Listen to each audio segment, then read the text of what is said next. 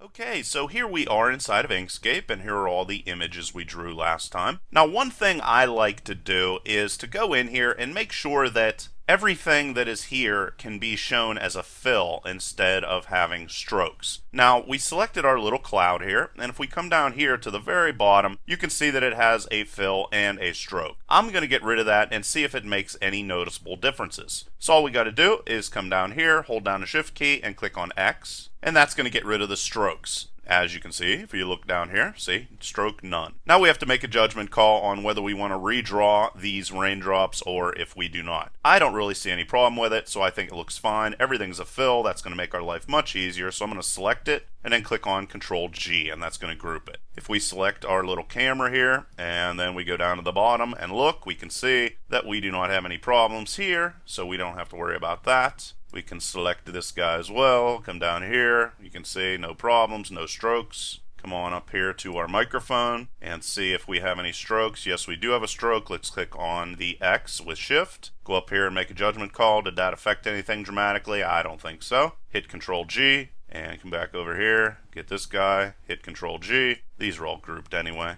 Control G. Just to make sure. And then we look at this guy. Now, this I know has a stroke and a fill. There you can see right there. And also I can see that this guy here has a stroke with no fill, and then this is just a simple fill. So what I'm going to do with this one first is I'm going to convert it into a fill. How I'm going to do that is to come up here and I'm going to go to path and I'm going to say stroke to path, which means it's going to have a fill. We can check that by coming down here, say stroke none, or if you can't see that, stroke none, say. You can view these full screen, these are HD videos. Then we have to make a judgment call on what we're going to do with the other notches that are strokes and fills. What I'm going to decide to do is redraw them. So I'm going to go into rectangle. And I'm just simply going to redraw it. Click on the D for dropper, which is this. Where is it? I use shortcuts so much I forget where the things are. There it is. Click on that, and then I'm just going to get rid of these. So get rid of that, get rid of that, get rid of that, delete them all, and then I'm going to go in here and put this into position, and I think it's going to perfectly look okay. Hold down Control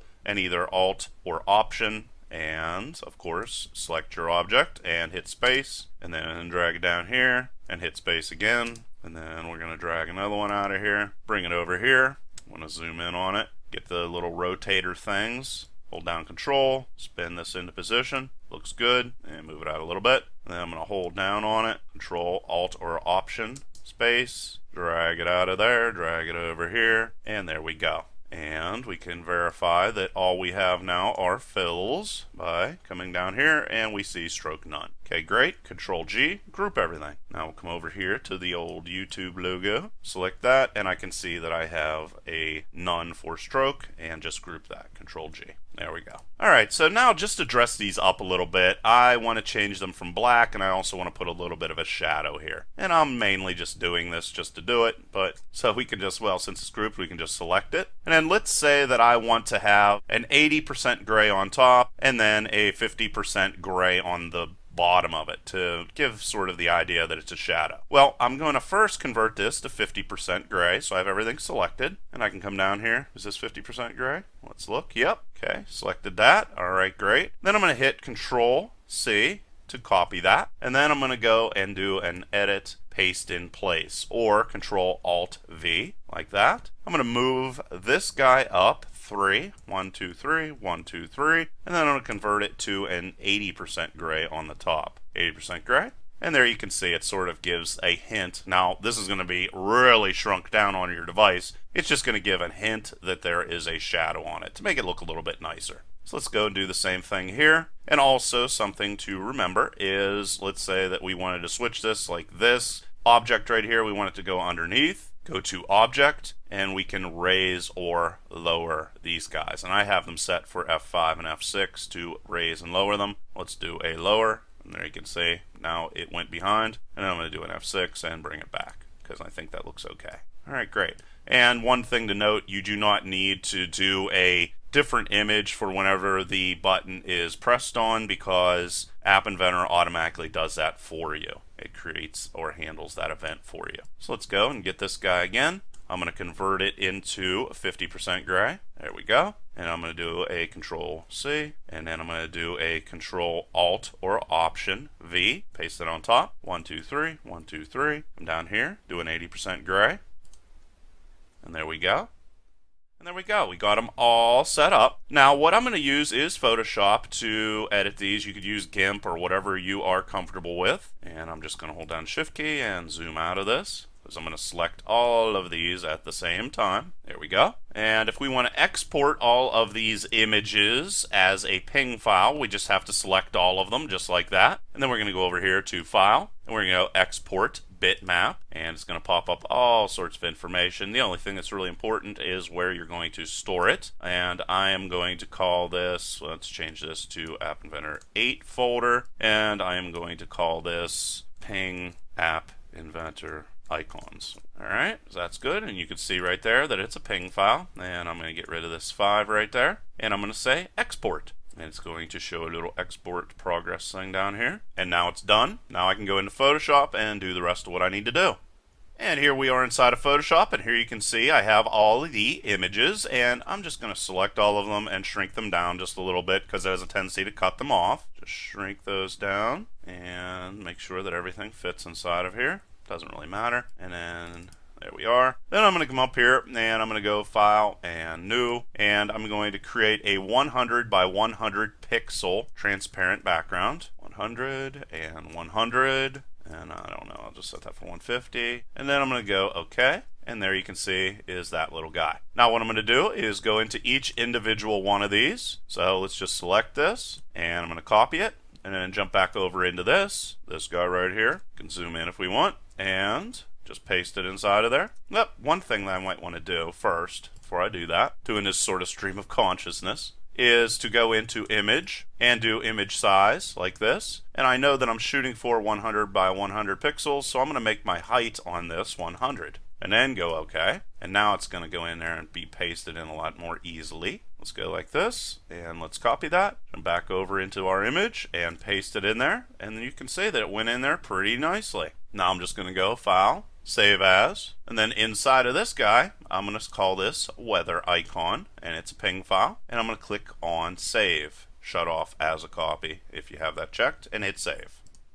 And after we do that for all of those different images, feel free to rewind if you want to watch that again, but I don't want to cover it multiple times. I'm going to go into App Inventor, and I'm just going to call this My App 1 because it's going to do a whole bunch of different things, and it's just a generic name. So I'm going to go into Layout to make my toolbar, and I'm going to get Table Arrangement, and I have 6 icons that I want to put in this guy. So I'm going to come over here to Columns and put in 6, and then for rows I'm going to put in 1, and then for width I'm going to make this Fill Parent and click on OK. And we could come down here and rename this Toolbar if we'd like. Hit OK. Alright, so now we're going to set up everything as buttons. So just grab a button, drag it over here, drop it inside of there, and then I have to decide on what I want to do here. Image, I'm going to click on that, and I'm going to say Upload File. It's going to open up a little window here. Click on Choose File, and then inside of this I'm just going to look for my weather icon, click on that, and it goes in there, and then I'm just going to click on OK, and it's going to be really big, and I know what size it should be, but I'm going to act like I don't. First I'm going to go over here to Text and delete that, and then for my width I'm just going to let this be automatic. Click out of there. Then just to think about what we're going to need to do here with this guy, I like to use a default sort of size and then later on go in and change it if I want to. So let's go in here and look and see what the actual width of this is going to be. So I'm just going to get myself a label, drag it over here, and then in this label I'm going to put the screen width. So let's jump over into Blocks, and then let's go into Screen, and then let's get when screen is initialized. Let's get that guy right there, and then we'll have the label, and we'll set the text for our label right like that to whatever the screen width is. So let's get this screen, and it's way down the bottom. Let's scroll down, and you can see here screen width right there. Drag it up here, drop it in, and that's going to give us our screen width, and it's going to display it on the screen. It's going to give us sort of a hint for what we should have our starting pixels be for our little cloud here. And I'm going to go in and do AI Companion, and I'm going to open this up on my phone, and we're going to take a look at exactly how big that area is. Okay, and if we run the application, you're going to see right here, right underneath our cloud, that it is 320 pixels wide. And we went and looked at that on the telephone. We saw that it was 320 pixels. So if we want to open up a calculator and just do 320 divided by 6, which is the number of buttons, get 53. So what I'm going to do here is I'm going to set this for, let's say, 48 pixels. And that's just a judgment call on my end. So I'm going to delete my label that we have right here. And I'm going to come in and I'm going to select my little cloud, come down here, and I'm going to go width, and I'm going to set it for 48 pixels, hit OK, and set this for 48 pixels and hit OK. And there you can see that the cloud has shrunk down. Now I'm going to do the same thing for all the other buttons. So just drag a button over, get rid of this text that's right here. On image, I'm going to upload a file. Come in, get that guy. Let's say we want the camera icon for this. Click on OK. There's the camera. Come down here, set the pixels for 48. OK. And 48. Click OK. And now the camera is shrunk down. So now I'm going to go and do that for all the other buttons. And then after I have them all in there, you can see all of the different buttons. Now what I'm going to do is show you how to switch between different screens. Now if we want to add a new screen, we just come up here and click on Add Screen, and we want to give it a name. So let's call it something like Camera Screen, since the camera is probably going to be opened. Hit OK. And now we are in the camera screen. And let's just do something really simple here. Let's get a button, and let's just call it Go Back, which is going to go back to the original screen. So go down here, go back, right like that, and then jump into the block section. And then whenever that button is pressed on or clicked, we want it to jump back to the original, and to do that we go Control, and then to return to the previous screen, I'm going to have to come down here. I'm just going to say Close Screen, which is going to be the current screen or the camera screen. It's going to jump back into screen 1. Then we can change to screen 1, and then let's say that we want to have, whenever they click on the camera, that it's going to open up the camera screen, go back into blocks, and this is just called button 1. Click, go into Control, open another screen, and inside of here call this camera screen, drop it in there, jump back over into Designer, and then we can check it on our device. Okay, so here's the app. Now one problem though is if you are using this application using the QR code from App Inventor and then having it transfer over here by scanning the QR code, it's not going to work. So I thought I'd show you what happens just so you don't get nervous. If we click on the camera, it's going to jump over into the other screen. However, if you click on Go Back, it isn't going to go back. So that means you're going to have to go in and build the application and email it to yourself like I've covered previously. And here it is right there. And of course, if I click on it, it's going to download and it is going to install. If I click on Install and app is installed, then I'm going to hit Open. And there is the application. And now you can see if I use the built form, I'm going to be able to go back and go forward just like that. And there you can see it work. So that is how we are going to be able to make toolbars and jump from one screen to another. Please leave your questions and comments below. Otherwise, till next time.